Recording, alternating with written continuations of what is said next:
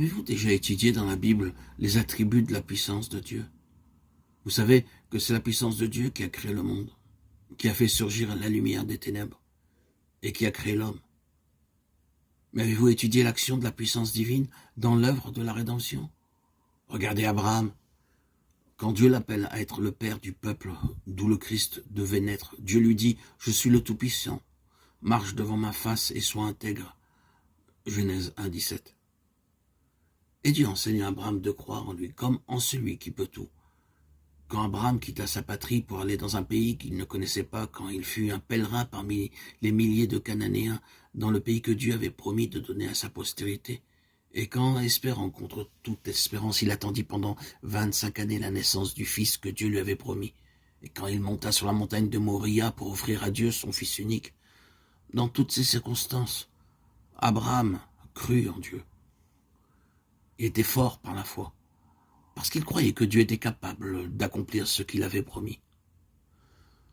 La cause de la faiblesse de votre vie chrétienne, c'est que vous désirez agir par vous-même, avec l'aide de Dieu. Cela ne peut pas être. Vous devez venir à Dieu avec votre faiblesse et laisser Dieu agir. Et Dieu agira glorieusement. C'est là ce dont nous avons besoin si nous voulons travailler pour Dieu.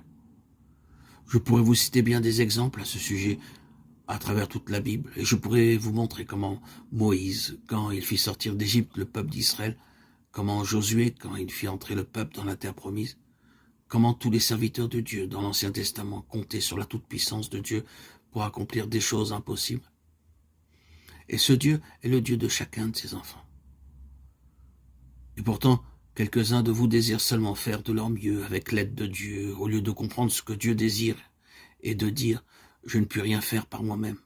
C'est Dieu qui veut et qui doit faire tout. » Avez-vous dit que ce soit pour l'adoration, pour le travail, pour la sanctification, pour l'obéissance à Dieu, je ne puis rien faire par moi-même? Je dois adorer le Dieu Tout-Puissant et croire qu'il fera l'œuvre en moi à chaque instant. Que Dieu puisse vous enseigner, frères et sœurs en Christ. Que Dieu, par sa grâce, bien-aimé, puisse vous faire voir quel Dieu vous savez, quel Dieu peut vous enseigner, qu'il puisse vous faire voir à quel Dieu vous avez cru, qu'il puisse vous faire connaître son saint nom, ce qu'il attend de vous. Ce Dieu est un Dieu tout-puissant, qui désire se mettre avec sa toute-puissance à la disposition de chacun de ses enfants. Bénissez votre Dieu.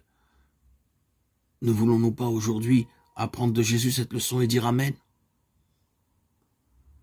Ce qui est impossible aux hommes est possible à Dieu.